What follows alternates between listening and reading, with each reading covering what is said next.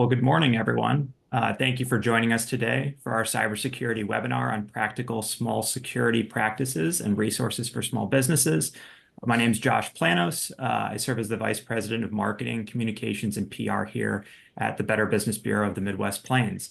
My name is not Jenny Tikeski. As many of you probably could have guessed, I'm subbing in for her today. She oversees our programming efforts. We did want to let everyone know we are recording today's webinar. Within 24 hours, we will send a follow-up email out to all of you with a link to the webinar. That way, you have all the information that's discussed this morning. We do kindly request that everyone submit any questions you might have in the Q&A section. We'll do our best to address them at the end of the presentation. So in the interest of that, let's get started. We are pleased to have Cox Communications as the presenting sponsor for this morning's webinar. It's my pleasure to welcome David Berthium, the Sales Director for Cox Communications today. So David, I'll hand it off to you to say a few words and to introduce our speaker for today's webinar. Great. Hey, good morning, and thank you for joining us today on this Better Business Bureau webinar focused on cybersecurity. My name is David Berthium, and I'm the Director of Sales for Cox Business. As a full-stack technology company, we're often helping customers prepare for and mitigate cybersecurity risks. This year, I've seen quite a few customers experience things like denial of service attacks and ransomware. Luckily, many of these customers were prepared with services that allowed them to recover quickly. Unfortunately, many businesses are not prepared for when these attacks happen. This is especially true in the small to medium business space. Cyber attacks are on the rise, and according to the Data Breach Investigations report, 97% are financially motivated. Of that, 32% of breaches involve some sort of extortion technique, with an average cost to the business of $46,000. Attending today's session is a great step in understanding what businesses are up against and the proactive actions necessary to fortify your business. I'm honored to welcome our guest speaker, Jeffrey Morissette. Jeffrey has over 22 years of experience in the IT and security field and is the Director of Information Security and Privacy for Blue Cross and Blue Shield of Nebraska. Welcome, Jeffrey. Thank you, David. Appreciate the intro.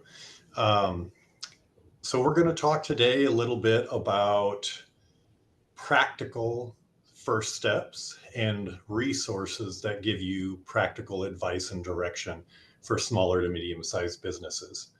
I've been to many presentations and given a few presentations, been involved in seminars for small businesses where the participants, the audience walk away with glazed eyes and look scared because the professionals on the panel tell them you've got to have a security operations center and you've got to have all of these technologies and capabilities in place because the bad guys are so advanced, and if you don't have all of these things in place, you just don't have a chance. So there are practical things that even a smaller to medium-sized business should and can do to get started in an effective security program.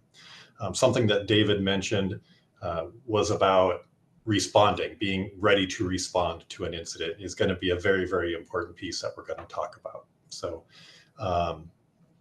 Josh, if you'd like to progress the slide. So first, we're going to talk a little bit about the common threats that SMBs, small and medium businesses, see very frequently today.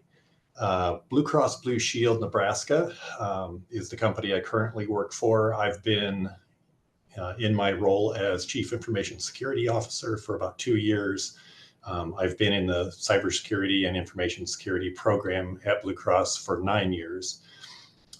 We have a very strong capability in what's called threat intelligence, basically understanding the threat landscape, the bad actors, what they're doing, who they're going after, and how they're doing it. And we see a lot of what's happening to small and medium businesses through those programs. So we'll talk a little bit about the most common things that are happening to small to medium businesses, and hopefully put that in as context for the practices we'll talk about next. So then the next section will be defensive actions you can take, the things you should start doing immediately or you should put in place to formalize your cybersecurity information security program a little bit. Now, some of you, especially if you're a medium-sized business, you may have some of these things in place already, but we'll certainly go over that. If you have detailed questions about things you can do, that's not the focus, detailed technical things or specific technologies. That's not the focus of this presentation, but you could certainly reach out to me after the presentation with contact information, and I can get you to folks that can give you some more detailed information if you have questions. Then we'll talk about the resources. I'm going to try to keep it simple. There's a lot of information out there about cybersecurity practices, technologies, things you need to do or you should do to protect yourselves. But we're going to go to just a couple of sources of really good information that the sources do a very good job of putting it in simple terms, easy to understand steps, and keep it easy for you to get started. And then we'll have a little time for some questions and answers. Okay, so bad actor threats. What are we seeing today as the most common threats and risks to small and medium businesses? Josh, if you just go ahead and click a few times to populate the squares on the right. So some of these are threats, some of these are attack types, some of these are methodologies. David mentioned extortion. The two main risks that we see are attacks by cyber gangs, cyber criminals to impact your business through gaining access to your data, your systems, or trying to steal information from your business. The other piece that we still see a lot of is just basic fraud, trying to get money out of you by misdirecting payments, financial transactions, pretending to be the CEO of the company. Hey, I need you to see, I need my finance guy to send a transmission to this entity. And it's all fraudulent. It's all impersonation. So there's still a lot of that fraud that's going on, scams that are going on. You're definitely at risk and very much so a target for that type of activity. But increasingly, ransomware and other types of, I'm going to say, more basic attacks to get access to your environment, get access or get data is more and more you're being targeted as a small and medium business. So as everybody knows, ransomware, the bad guys try to get in, they try to encrypt up your systems so you can't operate your systems, your laptops, your devices, your servers, your data. And then they hope that while they are doing that, they can get data out. And once they have that, they've exfiltrated that data out, they tell you, we'll give you the keys to recover everything if you pay us a certain amount of money. But it's gotten worse. The extortion piece of it is, if you're not playing ball with them, if you're not paying them the ransom, they'll go to your customers. They'll say, did you know your service provider, meaning you, did you know that we breached them, that we compromised them, and we've got your data? And they'll try to get them to pay the ransom, or they'll threaten family members of people at your company with violence. There's all sorts of crazy tactics that are being employed once they gain access to and can say they've compromised your company, or once they've gotten access to your data. So these things are happening. They're happening more and more against smaller and medium businesses. And we'll talk a little bit about why that's happening in just a little bit. Go ahead, Josh.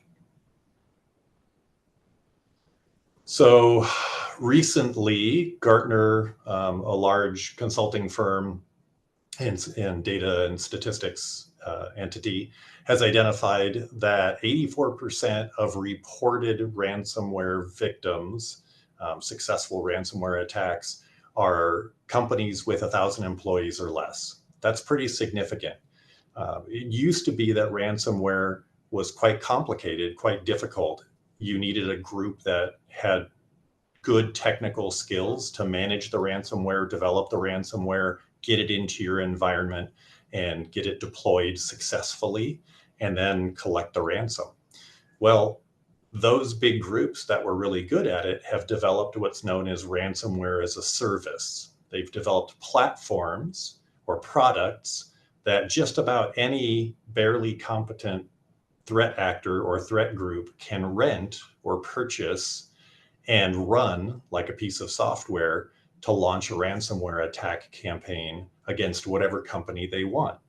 So now that they don't have to invest a whole lot into developing and operating and improving those ransomware tools, they can launch them for much less overhead on smaller companies and be happy with a $30,000 payout as opposed to a $12 million payout on a larger company. So more and more, there are more groups out there that have access to these tools, and more, they're targeting smaller and medium-sized businesses that don't have the maturity and the advanced capabilities in their cyber protections. Okay. So let's talk about defensive actions, and we're going to kind of talk about the roles and responsibilities that you should ensure you have within your organization around a security program or security practices. If you're not big enough to have a chief information security officer or a director of information and cybersecurity dedicated to that and a team of security analysts, that's okay. There are still ways you can manage effective practical security actions and programs. Go ahead. So let's talk about the responsibility and the impact of leadership. It is critical, especially in smaller organizations, that from the top down, the message, the support, and the direction of security is given from top leadership. So your CEO, your executive director, whatever you have at your company or organization, needs to be the one to start that communication to the entity, to the entire company, and set that culture of these are our risks, and here's our rules, and here's how we're going to manage security within our organization. And they need to support those folks they put in a position of responsibility to ensure the security program is implemented and operated. Go ahead and advance there, Josh. So I mentioned a culture of security. Having people that are trained, having people that understand the business and understand the risks against the business and what to look out for is critical. That has to come from the top down. It has to be a regular discussion. It has to be a regular readout within the organization, not just once a year, but a continuous conversation. The CEO is responsible for selecting and ensuring that there is somebody responsible for ensuring the security program implements core pieces of practice. That person, we're going to call them a security program manager, doesn't have to be highly technical, doesn't have to be an IT person or a security professional. They need to be organized.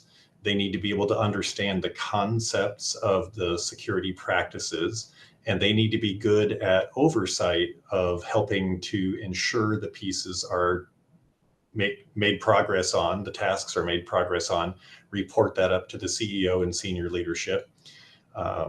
But they don't have to be highly technical, but it's going to be the most important piece to ensure that these things are formalized, put in place, practiced, and operated. The CEO is going to need to review and approve and educate themselves a bit on cybersecurity. They're going to need to review and approve the plans and the practices and the policies that are developed by the security program manager and other staff that are involved in it. That support is critical. An incident response plan is a very important piece we're going to talk about, and the CEO needs to make sure the security program manager understands that, develops that, puts that in place. And we'll talk about what that incident response plan should look like a little bit more when we talk about the security program manager role. And then the CEO needs to participate in trainings, in communicating to the organization, in the tabletop exercises that we'll talk about in just a little bit. What is a tabletop exercise? That's practicing your incident response plan. So the CEO needs to be active and supportive and cascade that message of security importance throughout the organization. Okay. So the role of the security program manager, once that individual is identified, again, organized, can speak the language of the CEO, but can also speak the language of every staff member in the organization, is good at project management, for example. That would be a great skill to have. They need to drive the security program. They're in an oversight role to understand the pieces, the strategy, the plan for implementing practices in the organization. And they need to be the oversight to ensure that these things are being done and managed and cared for. Okay. One more. Awesome. The very first piece, we'll talk about the order of operations in a couple of slides, but the very first piece that should be the focus of any organization is multi-factor authentication or two-factor authentication. Access to company systems by the staff, the employees, access to email, access to sensitive data, to databases, should be behind multi-factor authentication. This is the most important key piece. If you do nothing else, wherever possible, wherever you have access to company resources or you have access to sensitive data, multi-factor authentication.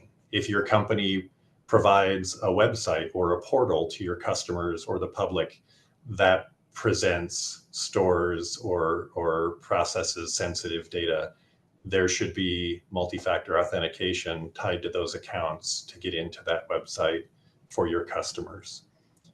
Critical piece. There are several different types of multi-factor authentication, methodologies and technologies of multi-factor. They have varying levels of security, but any multi-factor authentication is better than no multi-factor authentication. Training. The security program manager is going to be responsible for training the staff, making sure they understand security policies and rules in the organization. Phishing, very key, important piece, how to understand what social engineering and phishing is. The staff have to be trained to recognize that and know how to report security concerns or incidents to the right contact people in the organization. Create and maintain an incident response plan. What does that look like? What does an incident response plan look like?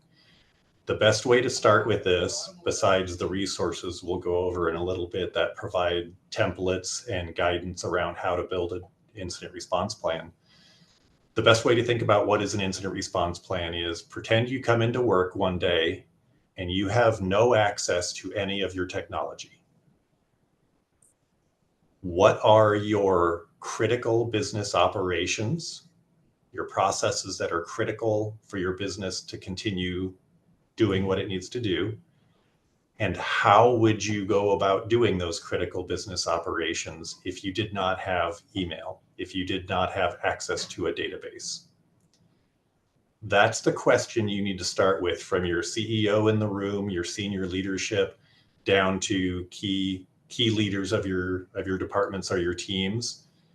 Identifying critical business operational processes, defining those, and then start talking about how could you do them, how could you operate them, support them for a period of time, could be weeks, if you did not have technology in place to utilize to do them. This also includes, how do you pay your employees? How do you do payroll? If your HR system is down that feeds to your payroll provider, how do you get checks to people? Because if your employees aren't getting paid and you have an extended cybersecurity event that's impacting your business, people stop getting motivated and interested to keep working in a very stressful situation when they're not getting paid. So you have to think about these things and ask these questions to develop an effective incident response plan. Critical piece. And then practice it. Post quarterly tabletop exercises at first to build that muscle memory of, this is what an event could look like. This is how we would respond. This is who we would contact. This is how we would manage those critical business operations. Walk through it. Practice it. Practice. You do not want a cybersecurity incident to be the first time you're trying to figure out how to actually operate your incident response plan. Okay. So let's talk a little bit about that security awareness training. What are the critical pieces to make sure you have in your security awareness training for employees? Phishing and social engineering. This is often overlooked. The whole training aspect, training our employees, is often overlooked, or it might just be, oh, we gave them an employee handbook and we've got some things about security in there. Or, oh, we've got our security policies posted on a intranet page and they can go look at them. Training is critical, especially in smaller organizations where you don't have a big budget and a lot of dedicated security resources. The people in your organization are the weakest link to your security, and they need to be aware. So phishing and social engineering, that means using phishing training tools if you can afford them, or there are some free tools out there to run phishing simulations and campaigns. You need to identify your risky staff. And that means a couple of things. That means identify the people that are going to be the high value targets for the bad guys. Those are the people running your finance and money operations, your accounts payable people, your CFO. That means identifying the people that have elevated access into your business systems or your data administrators, heads of sales departments, things like that. The folks that are going to be the likely targets, understand who the bad guys are going to want to phish to get access or to get money. And then through that phishing testing, you need to identify if they get it, if they understand phishing risks and techniques and how to avoid phishing and how to not fall for the tricks and the traps the cyber criminals use in phishing campaigns or social engineering campaigns. By the way, phishing is not always email. It can be text messages. It can be phone calls. It can be snail mail. They use any avenue of communication to try to trick you into thinking they're somebody that they're not. Reporting security concerns, another critical piece of security awareness training. Your staff are the front line of identifying suspicious activity. They need to know what kinds of threats to be watching for, what kinds of activity is potentially malicious or a threat actor or an inside actor. How do they report that? Is it an email? Is it a hotline? Can they just pick up the phone and call somebody? Who to report to? Identifying those roles and responsibilities for the folks that should be a central point of taking those reports and knowing how to act on them is very critical for your employees. Identity validation, that means knowing who you're talking to or who's talking to you or who's emailing you or who's texting you before you give out any sensitive information, before you take any action, before you make any changes. One of the biggest fraud scams that goes on in small to medium businesses is, hey, I'm a service provider for you or a vendor for you. I need you to change the bank account number that you make payments to us on. We've changed banks. What's your process for doing an EFT change request? Do you have a form available on your public website that vendors can go in and download and submit to you? Do they just call and say, this is Bob at whatever service provider, I need you to change the bank account number? They need to understand how to validate the identity of the people they're talking to. Steps like, if somebody calls and says, I'm Bob, please change our bank account number. Okay, Bob, I'll call you back on the number that we have in our contact database. And you call them back at a known good number. Did you request this change? Yes, I did. Okay, great. If they say, no, I have no idea what you're talking about, you're being scammed. So processes and practices in place in the key high risk areas of the business so people understand how to validate identity. And then just the rules that you develop, the security policies and practices, how to use MFA for the workforce, make sure people actually understand it, know how to use it effectively, so they don't try to ignore it or try to just get through prompts and don't understand what it's for. But just presenting, teaching, making people acknowledge they've been presented security policies and rules is very important. Okay, next slide. The role of the IT lead. Depending on the size of your organization, you may or may not have dedicated IT staff. You may have a subcontractor or an individual or a team that is a contract employee, or you might use a service provider that does IT services. Go ahead and advance. They're the ones that are going to need to understand the technical implementation of some of these basic controls. Multi-factor authentication, it should not be an option. You don't want your employees to have to enroll for it, and you don't make them enroll for it. It should be required for access to company resources, and that can be technically enforced. Making sure that MFA is enabled for people with elevated access or elevated privileges into sensitive information or computing systems, like system admins, if you manage computing systems or your cloud resources, those people. Sometimes administrators don't have MFA on those elevated access accounts that they manage to get to the servers, get to the databases, etc. Need to make sure that that's there as well. Software updates. There needs to be a process in place to do operating system and application updates frequently and effectively, because vulnerabilities in software and operating systems is one of the biggest doorways the bad guys use to get access into your environment and your systems. And backups. You need the technical resources to understand the technology that you're operating with, whether that's computers on-premise, in the building, servers, laptops, whether that's cloud services, Google, Microsoft Azure, Amazon Web Services. How to do backups of critical systems and critical data to the business, and make sure that they are protected from the rest of the business operations, so they're not impacted if the rest of business operations is hit by a ransomware event. How do you know you have good usable backups? And test it. So many organizations have a backup process, but they never test them to see if they can recover from them. Okay, next slide. So to recap, if you were to say, Jeff, I'm a small business, I've got a few resources I can put to this, what should I do first? What are the most important things? Number one, deploy MFA on all of your access for all of your employees to systems, email, critical data. Number two, train your staff, make sure they understand social engineering, phishing, the threats against the business, what to look for and what your company policies are and how to use MFA. Number three, develop your incident response plan. Identify those critical business operations. Identify how you would respond if they weren't working, and then test your recovery processes.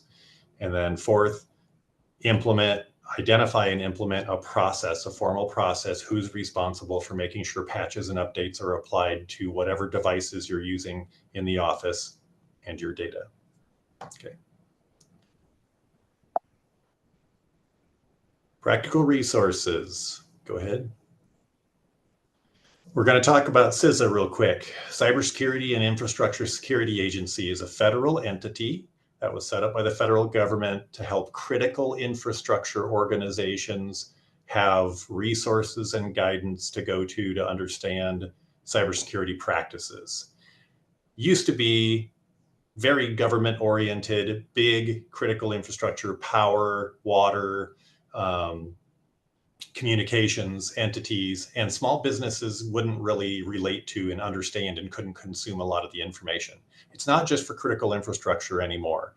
They have really focused on all industries and guidance and best practices that can apply to any size business. And they have very specific resources that are clear and easy to understand with a lot of tools that you can use for free, guided or focused on small businesses. Go ahead. So I've provided a list of resources here that you'll be able to get with the presentation. Start with the yellow highlighted item. Go to the CISA site for cyber guidance for small businesses. They have templates for incident response plans. They have articles about what an incident response plan is and how to develop it and what it should contain. They have most of the information that I just highlighted about roles and responsibilities in your organization. Another piece I'm going to highlight is the CISA services portal. That's where you can report if you're having or have had a security incident, a cyber attack, for example, in your organization. In some cases, they may even be able to provide help or direction or tell you who to contact or what your next steps should be. But you have to set up an account to access that portal. So this is another thing that you would want to explore before an event. Get an account set up and know how you would log in and request access or request help or report an incident before it happens. Make it part of your incident response plan. The phishing simulator for training from Get Go Fish, or Go Fish is the organization. That's a free phishing simulator that's pretty easy to set up and use if you don't have the budget for a paid professional grade phishing simulator. That's one example of how you can do phishing training with your employees without spending a lot of money. I won't go over the rest of them. You guys will have access to these links and resources. Josh, I think that's puts us at discussion Q&A. I know we're right at time here at 10 o'clock, but I'm happy to take a few questions. We are. And in the meantime, and thank you so much, Jeff, for the time. I do want to, as folks come up with questions that they might have, and here in the waning minutes, I do want to thank David and Jeff to Cox Blue Cross Blue Shield of Nebraska. They very regularly provide critical, necessary information that protects both businesses and consumers. Today is not an exception in that way. We do host an annual event like this every October. This doubles as Cybersecurity Awareness Month. To me, months like these are really opportunities to have conversations and to be reminded of just how essential it is to train everyone, not just the IT department.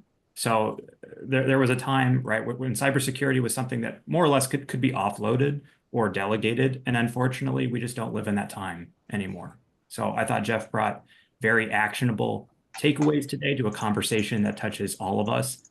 It can be particularly painful for small to medium-sized businesses without that security infrastructure or expertise. But I do, again, just want to thank both of you for taking time out of your busy days to make this possible. As Jeff mentioned, we're going to send this link out to each of you afterward. We're going to share this recording far and wide with the businesses that we serve in our 5-state service area. We do have a number of events coming up, which I certainly would love to have you access. You can find those at bbbinc.org. Those are all free for BBB accredited businesses. There are many of them that are consumer driven as well. Those are free in addition. So thank you again to everyone. Appreciate you all taking time out of your day, whether to view this event live or the recording after the fact. And if any of us can ever be of support to you, please reach out. Would be happy to assist in the ways that we can. So thanks so much. Have a good day, everyone.